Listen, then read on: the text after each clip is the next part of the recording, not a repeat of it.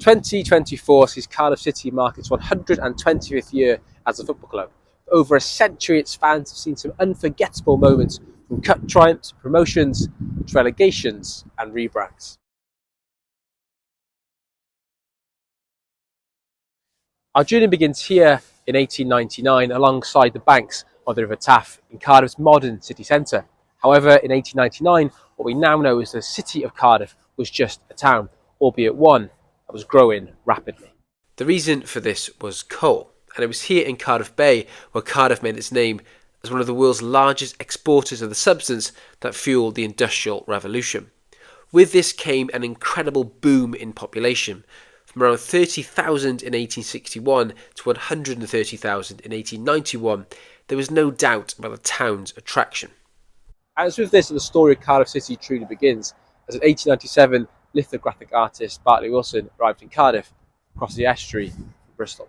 Wilson was a keen fan of cricket, and he would soon join the Riverside Cricket Club the same year.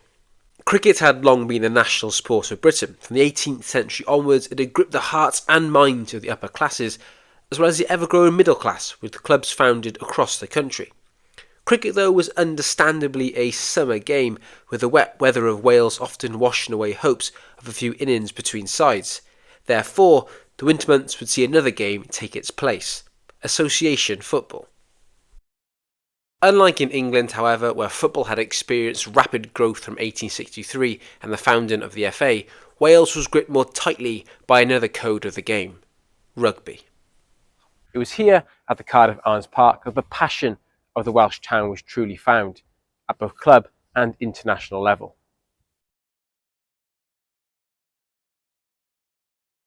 But rugby's allure was limited. Although fantastic to watch, playing it was not for everyone. Heavy challenges and bone-breaking tackles could seriously injure and lead to extended periods out of work. Therefore, football could fill the winter void. For Wilson, he'd already seen first-hand the popularity of football in his hometown, with Bristol Rovers and Bristol City being founded in 1883 and 1894 respectively. Cricket would be put aside during the winter, and the fear of the club being disbanded prompted Wilson to advertise for a football club. The first meeting of the club was held here at 1 Coldstream Terrace, the home of Bartley Wilson. Although just 5 people turned up for the first one, a later meeting saw a dozen members come together to form Riverside AFC. Playing in unfamiliar chocolate and amber quarters, little is known of the side's initial friendlies, aside from playing here at Sophia Gardens, now the home of Welsh cricket. In 1900, the club would enter the Cardiff and District League for the first time. Success would soon follow as the club won its first piece of silverware in 1904, the Bevan Shield. Defeating Barry Doc Albion's at Llanbarach, the club would soon be known as something else entirely. Cardiff's growth around the turn of the century had seen it awarded city status in 1905, and Riverside, seemingly spotting an opportunity for a rebrand — don't worry, we'll get to that rebrand later — they requested the name Cardiff City FC. The request was denied. Riverside just weren't important enough to have a name that encompassed the entire city. They would leave the Cardiff and District League and join the higher status South Wales Amateur League. 2 years after joining the South Wales League and enjoying a higher stature, the club was renamed Cardiff City Football Club. The club was experiencing rapid growth, and with it came ambition. Glamorous exhibition matches were held here at the Cardiff Arms Park against English opposition. First Crystal Palace, then Bristol City and Middlesbrough, all hosted in front of massive attendances. Such sizable attendances brought with them impressive gates. As a result, the club was in a strong financial position with an ever-growing fan base. Cardiff would need a new league and a new stadium. To join the Southern League and play against some of Britain's best sides, the club would have to leave their ground at Sophia Gardens. Wilson had arranged for the waste ground between Sloper Road and the railway line to use as Cardiff's new home. Following a massive clean-up operation, waste and ash was pushed to either side to create banks for spectators to watch the game. Millennium Park had arrived. Cardiff City were now professional, and their first seasons in the Southern League were reasonably successful. In 1913, they were promoted to the Southern League First Division. A respectable 10th place followed, before finishing third the season after in 1915. This season, however, would be controversial, as its play-in was overlooked by something far greater: the First World War. In 1915, the Football League was suspended due to the ongoing conflict, with footballers signing up to fight in large numbers. 9 Cardiff City players joined the war effort, seeing action in some of the war's most infamous battles. Just one player would not return home, as Tom Wicks was killed in Flanders just 2 days before armistice in 1918. Unsurprisingly, the end of the war left the country in need of a rebuild, and competitive football wouldn't return until the 1919-1920 season.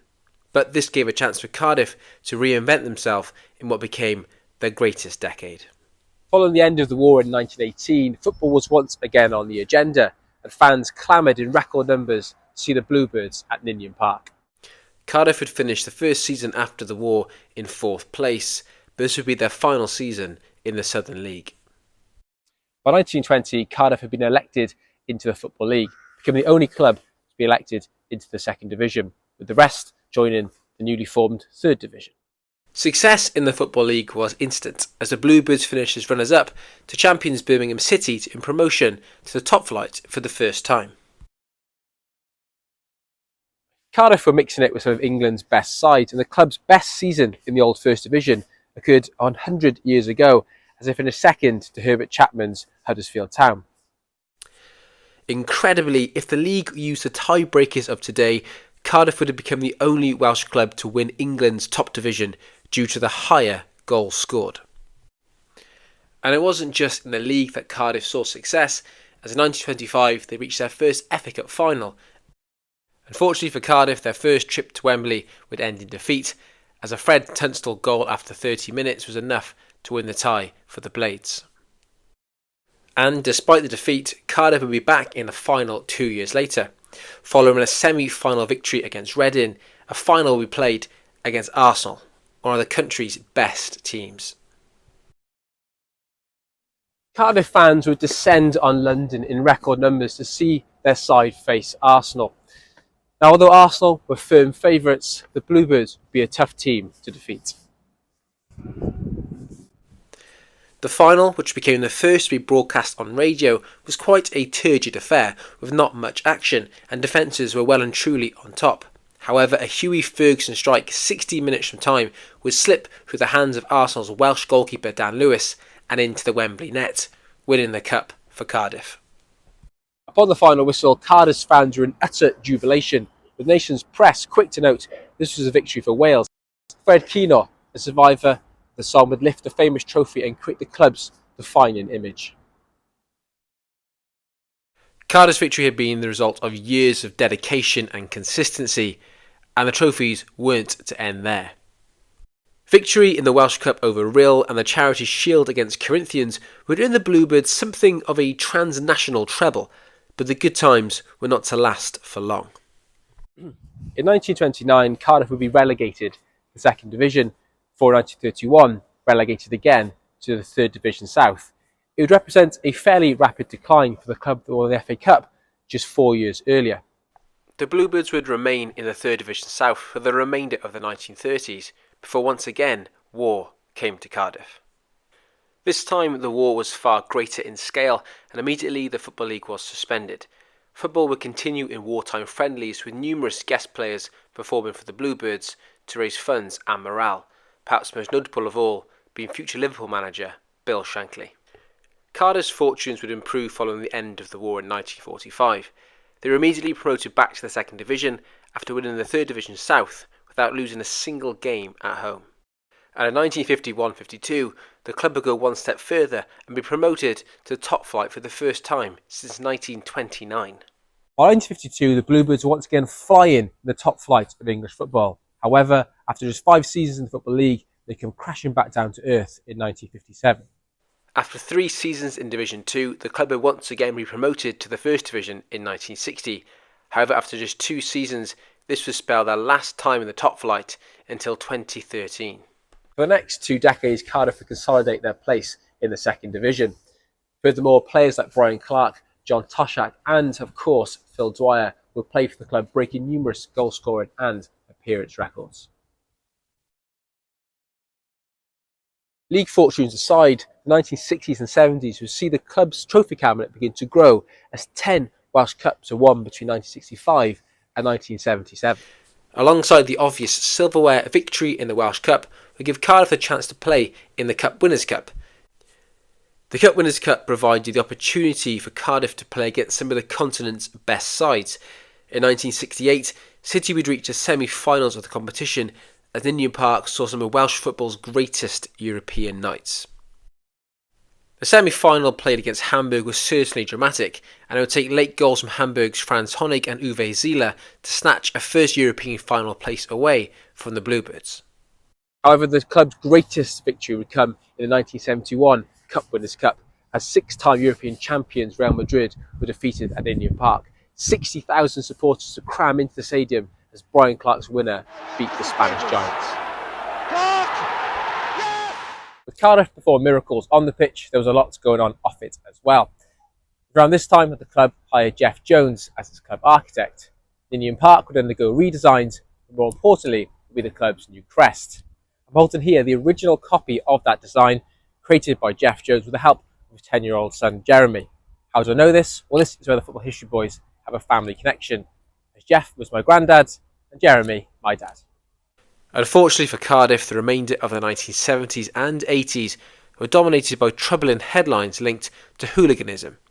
As violence in the terraces became common and strict, often draconian government measures failed to address the root causes, attendances dropped dramatically.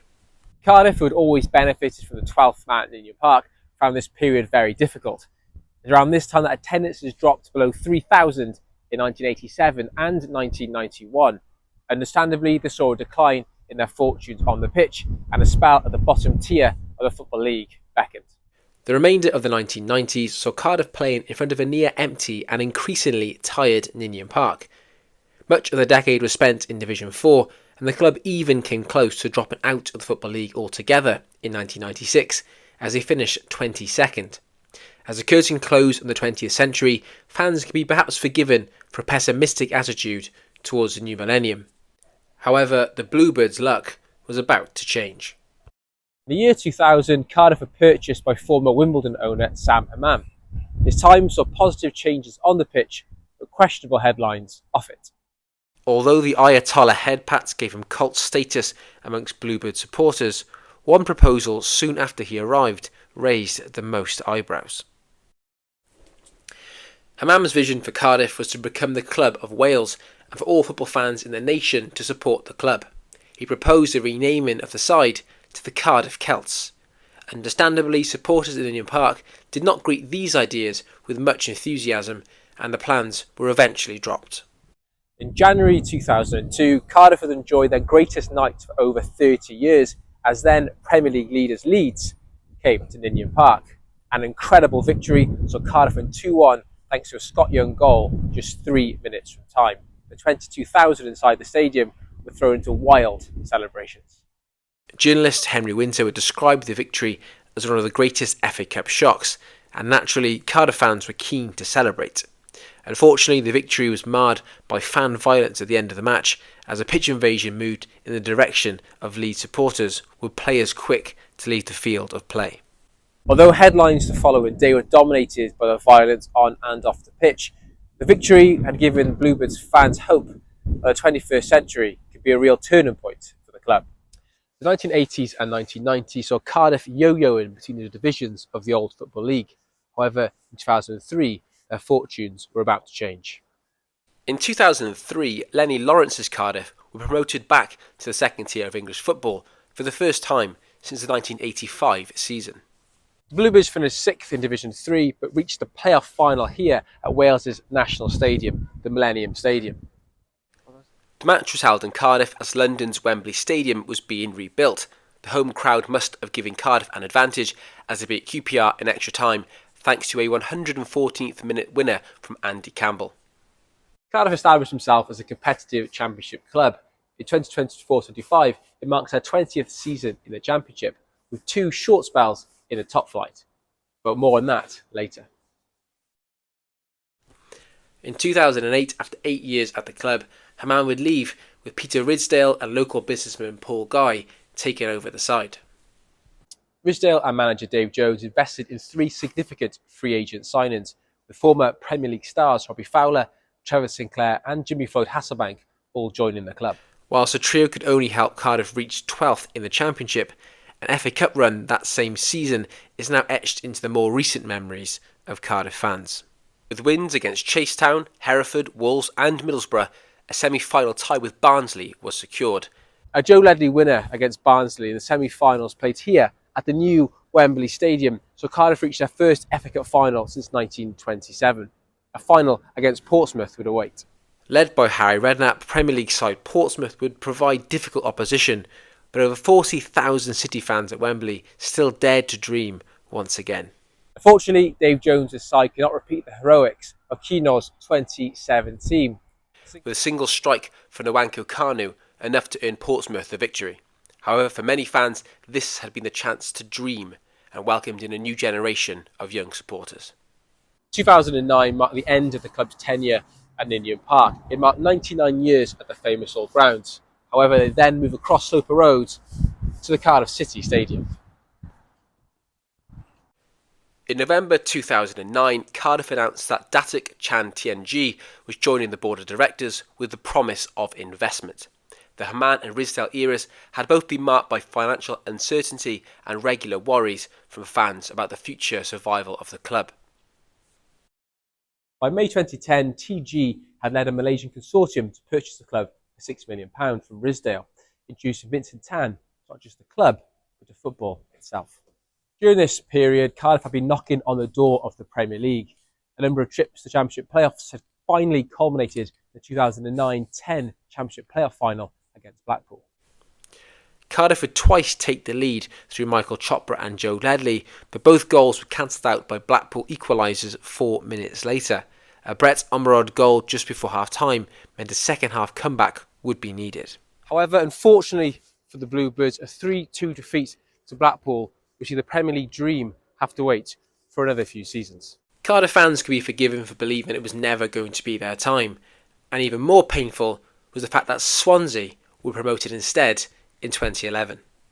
After another playoff semi-final defeat in 2011, Dave Jones was replaced by Scotsman Malky Mackay. He was tasked with getting the club promoted to the Premier League. However, in his first season, he almost achieved domestic cup success as the club faced Liverpool in the 2012 League Cup final. Fourth trip to Wembley in just 5 seasons would see Cardiff City face Liverpool in the 2012 League Cup final. However, despite one of Cardiff's greatest ever moments in Ben Turner's late equaliser, a penalty shootout defeat would see Cardiff's wait for silverware go on. In the league, Cardiff would finish strongly and reach the playoffs yet again. Here, though, they'd be defeated 5-0 by West Ham United on aggregate. Following the 2012 League Cup final, Cardiff once again failed to achieve promotion to the Premier League. This prompted a £100 million investment from the club's Malaysian owners, but only if they changed their colour to red. This change of colour went right the way through the club, even to the beloved crest, and the club's famous blue strip was changed to red, a colour seen as more marketable to the Asian market. It's fair to say the rebrand split the fan base. Many fans turned their back on the football club, refusing to associate with what they felt was a franchising of their team. For others, the temptation of the £100 million or simply a love of the club was too much for them to walk away from. The rebrand grabbed headlines across the country and rocked fans as they witnessed their club run out of the tunnel in a different colour. Incredibly, playing in the red kits, Cardiff would finally achieve their promotion dream in 2012-13. Mackay's Bluebirds would storm the Championship, winning it by 8 points. It would be the first time Cardiff would play in the top flight since 1961-62. Unfortunately, Cardiff's stay in the Premier League was short. Mackay was replaced by Ole Gunnar Solskjaer in January 2014, but it was not enough for the club to secure its status, and they were relegated bottom of the league. Following this, the club would announce a reversal of the decision to play in red and bring back the famous blue.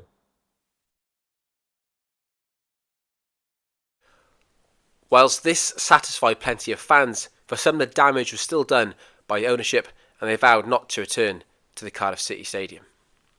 Cardiff cycled through managers in the subsequent seasons, but in October 2016 they appointed Neil Warnock as the manager, and it was a match made in heaven.